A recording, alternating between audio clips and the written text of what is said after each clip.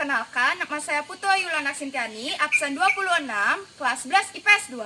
Jadi, di video kali ini saya akan membahas tentang runtutan kejadian peristiwa proklamasi di Indonesia. Peristiwa pertama, diawali dengan kalahnya Jepang di Perang Asia Pasifik. Menyerahnya Jepang terhadap sekutu dikarenakan dua kota penting Jepang dibom oleh Amerika Serikat. Pada tanggal 6 Agustus 1945, kota Hiroshima dibom atom oleh Angkatan Udara Amerika Serikat. Sedangkan kota Nagasaki dibom atom pada tanggal 9 Agustus 1945. Melihat keadaan tersebut, Kaisar Jepang Hirohito melakukan tindakan untuk menyudahi perang dan menyerah terhadap Amerika Serikat. Dengan demikian, terjadilah kekosongan kekuasaan di Indonesia atau sering disebut dengan vacuum of power. Peristiwa terbentuknya BPUPKI.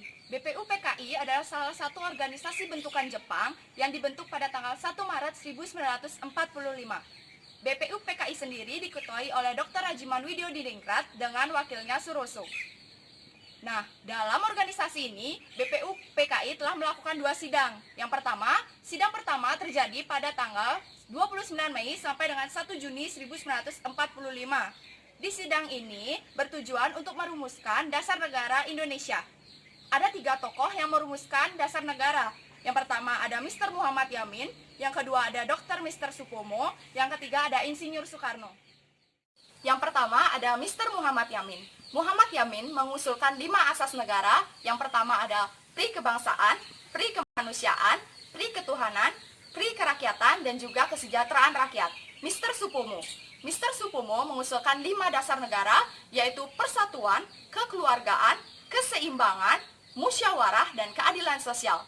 Insinyur Soekarno mengusulkan 5 dasar negara berdasarkan Ekasila, Trisila, dan juga Pancasila, yaitu kebangsaan Indonesia, yang kedua internasionalisme atau pri kemanusiaan, yang ketiga ada mufakat atau demokrasi, yang kelima kesejahteraan sosial, dan yang terakhir ada ketuhanan yang Maha Esa. Setelah mendapatkan 3 usul dari 3 tokoh, BPUPKI mendirikan suatu panitia kecil yang beranggotakan 9 orang yang diketuai oleh Insinyur Soekarno.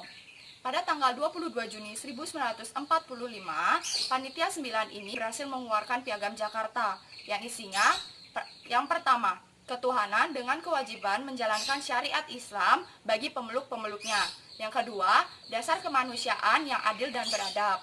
Yang ketiga, persatuan Indonesia. Yang keempat, kerakyatan yang dipimpin oleh hikmat kebijaksanaan dalam permusyawaratan perwakilan. Yang kelima, keadilan sosial bagi seluruh rakyat Indonesia. Sidang kedua BPUPKI. Sidang kedua BPUPKI terjadi pada tanggal 14 Juli 1945. Pada sidang ini bertujuan untuk merumuskan Undang-Undang Dasar. BPUPKI juga membentuk panitia kecil yang diketuai oleh Dr. Supomo. Panitia kecil ini berhasil merumuskan 3 hal. Yang pertama, pernyataan Indonesia Merdeka. Yang kedua, pembukaan Undang-Undang Dasar. Dan yang ketiga itu ada batang tubuh Undang-Undang Dasar. Selanjutnya ada pembentukan PPKI.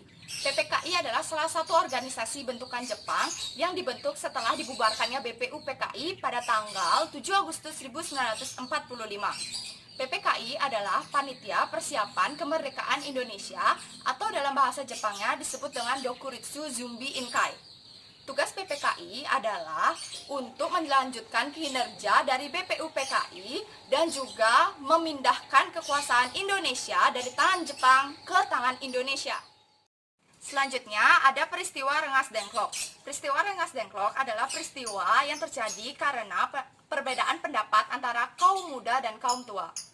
Pada saat itu, golongan tua menginginkan proklamasi dilaksanakan karena persetujuan dari Jepang. Karena pada saat itu Jepang telah berjanji kepada Indonesia untuk memerdekakan Indonesia.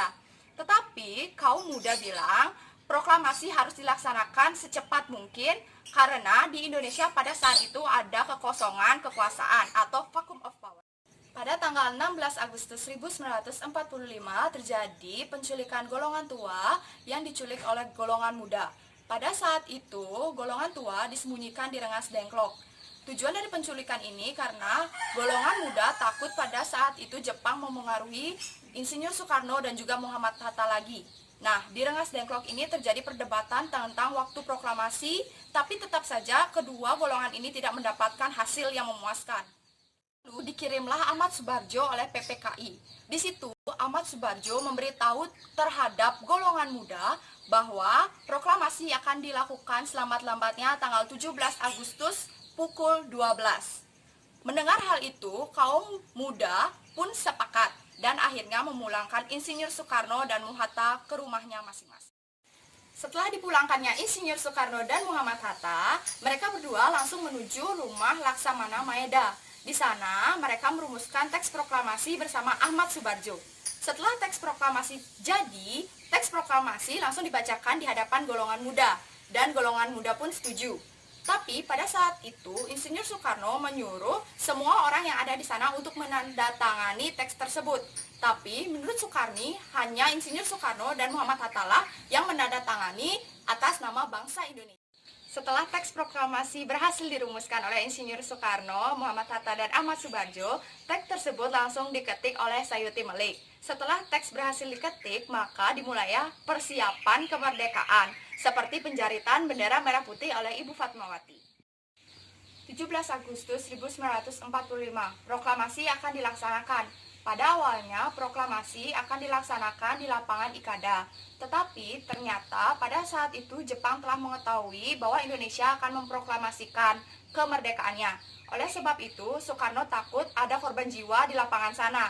Akhirnya, Soekarno memindahkan proklamasi tersebut ke kediamannya di Jalan Penggangsan Timur nomor 56 Jakarta. Di sana terjadi pembacaan proklamasi dan juga penaikan bendera Sang Merah Putih dan diiringi lagu Indonesia Raya ciptaan W.R. Supratman. Acara proklamasi berjalan sekitar 1 jam, tapi ini adalah momen bersejarah bagi bangsa Indonesia. Karena setelah proklamasi, Indonesia adalah negara yang merdeka dan bebas menentukan nasibnya sendiri. Sekian pemaparan dari saya tentang peristiwa terjadinya proklamasi di Indonesia. Mohon maaf jika ada kesalahan kata. Semoga video ini bermanfaat buat kalian semua. Sekian dan terima kasih. Dadah!